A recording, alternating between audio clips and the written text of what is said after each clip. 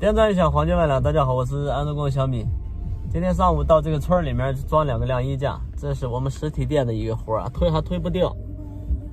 现在我这走的搞不清路了。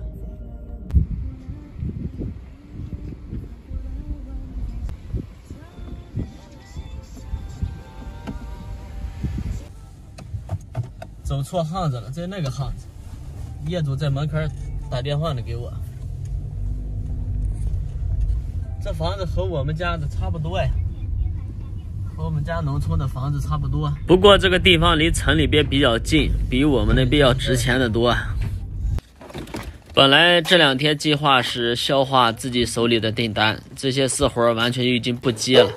但是实体店这个老板我们还是关系比较好的，他说就过来装吧，安装费也只是按他平时的价格走，也没有给他加钱。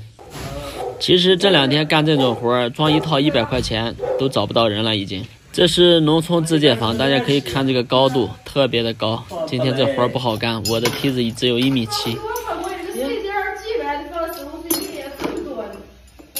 业主既然知道我这个号有11万粉丝，其实我全网加起来已经都20多万了，这个他还不知道。经过再三的研究，确定了晾衣架的安装位置。大家看，这2个手摇器是装在一个立柱上的。马上要过年了，看这个房子的大红灯笼高高挂，还没有接线啊。马上要过年了，其实年味最重的地方呢，就是在农村。从小长大在农村，那个感觉你是永远都忘不掉的。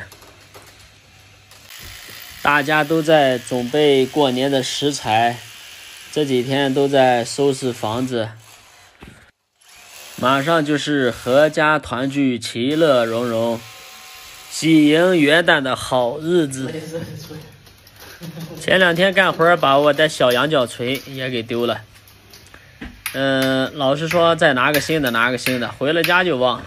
到业主这边借了一把，这是雷神的大锤子，果然是够重了，掌握不了都。这2天干活我都在违规操作，直接就是电钻电锤打孔，总感觉干活的激情与状态已经不在了。看一下这个现场还出现了一个小问题，这要处理一下。看这个情况，这个螺丝是用扳子或者套头粘的，然后放到这里边掉进去了，扳子就不能拧。然后这是套筒既然塞不进去没法拧了。然后我想了个办法，就用角磨机给它开个槽，然后拿螺丝刀拧。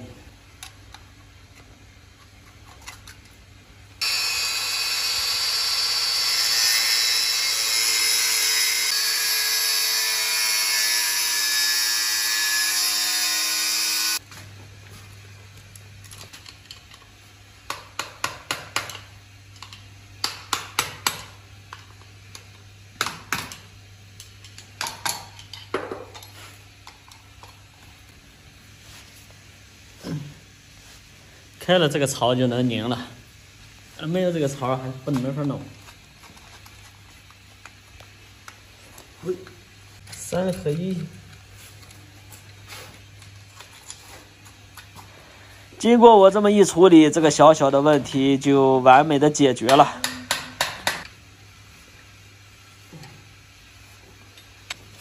这个房子实在太高了，我这个梯子感觉力不从心，总感觉这差那么一截，干活的时候老难受了。没有办法，勉强的就这么干吧。